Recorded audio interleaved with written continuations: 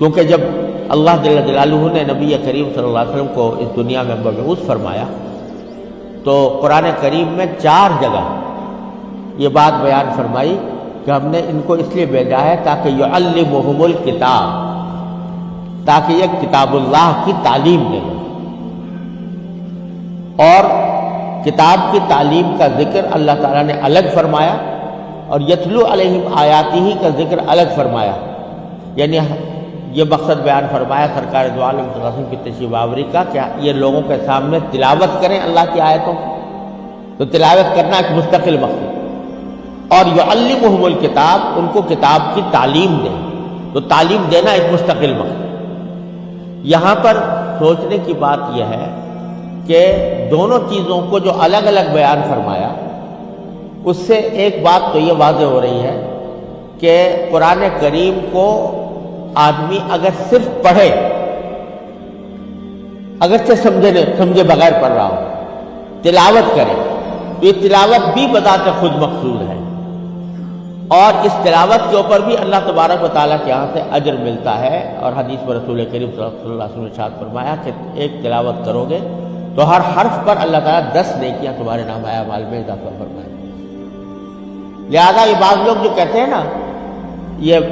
قرآن کریم کی جو تعلیم بچوں کو دی جاتی ہے ناظرہ یا حفظ کرایا جاتا ہے، ایسی عمر میں کرایا جاتا ہے جب وہ قرآن کریم کا مطلب نہیں سمجھتے، ناظرہ پڑھ رہے ہوتے ہیں یا حفظ کر رہے ہوتے ہیں، تو بہت سے لوگ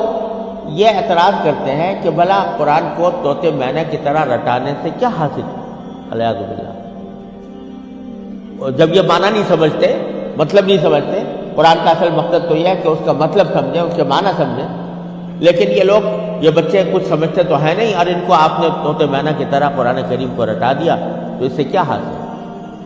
تو خوب سمجھ لیجئے کہ جو لوگ تلاوت کی اہمیت محسوس نہیں کرتے ان کو قرآن کا مطلب بھی سمجھ میں نہیں آ سکتا،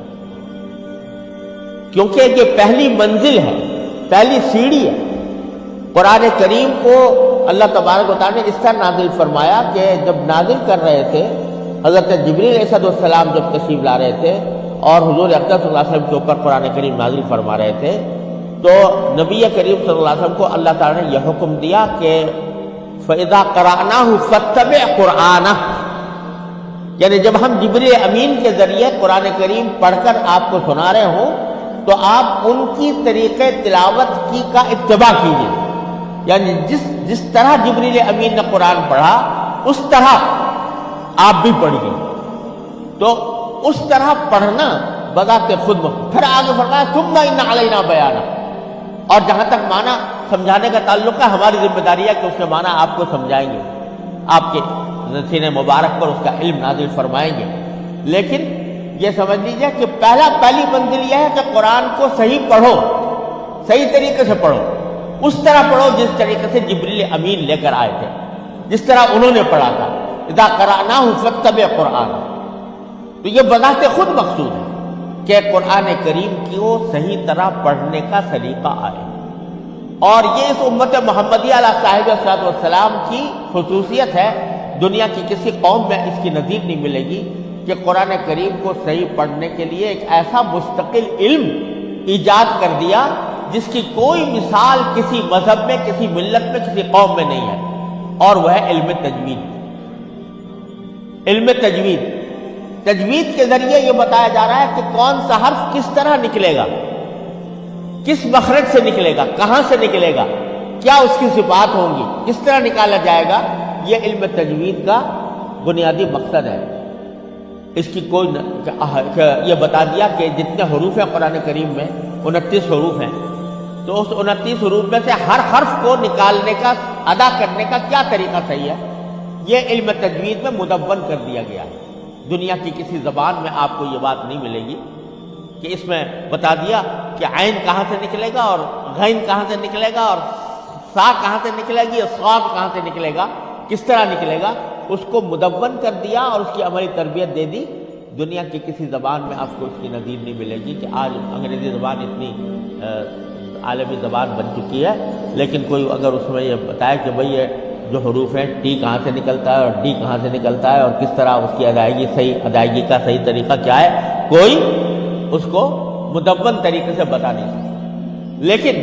مسلمانوں نے، امت مسلمہ کو اللہ تعالیٰ نے توفیق دی کہ علم تجوید کے ذریعے قرآن کریم جس طرح جبریل امین نے پڑھا تھا اسی طرح پڑھنے کا سلسلہ 1400 سال سے آج تک چلا آتا ہے۔ الحمدللہ پورے اطمینان کے ساتھ کہا جا سکتا ہے کہ جو علم تجوید کی پابندی کے ساتھ قرآن پڑھتا ہے وہ اس طرح پڑھتا ہے جس طرح جبریل امین لے کر آئے تھے، جس طرح انہوں نے پڑھا تھا۔ لہذا پڑھنا بذات خود مستور ہے، یتلو علیہم آیات، اور اس کے ذریعے قرآن کریم کی یہ پہلی سیڑھی ہے۔ اور جو یہ پہلی سیڑھی طے نہیں کرتا، صحیح طریقے سے اس کو پڑھنا نہیں آتا اور غلط پڑھتا ہے، وہ کبھی اس کے معنی بھی صحیح نہیں سمجھ سکتا، اس کا مفہوم بھی صحیح طریقے سے نہیں سمجھ سکتا۔ لہذا پہلی سیڑھی ہے۔ اور یہ جو ہمارے مدارس میں کوشش کی جاتی ہے کہ بچے کو شروع سے ناظرہ پڑھوایا اور حفظ کروایا، یہ اس وجہ سے کہ اس کی عمر اس کام کے لیے موزوں ہے کہ وہ اس کو نسبتاً آسانی سے یاد کر سکتا ہے۔ جب وہ یاد کر لے گا، قرآن ایک مرتبہ اس کے سینے میں بیٹھ جائے گا، اس کے بعد پھر جب آگے پڑھے گا تو قرآن کریم کے انوار و برکات اس کو حاصل ہوں۔ اس لیے مکاتب کے اندر اس کا اہتمام کیا جاتا ہے۔ بہت سے لوگ اس کو کوئی علم ہی نہیں سمجھتے۔ مجھے یاد ہے کہ میرے بھائی مولانا محمد رفیع عثمانی صاحب، اللہ تعالیٰ ان کو حیات طیبہ عطا فرمائے، وہ جب حفظ کر رہے تھے، میں تو حفظ کرنے سے محروم رہا، لیکن میرے بھائی، بڑے بھائی حافظ تھے،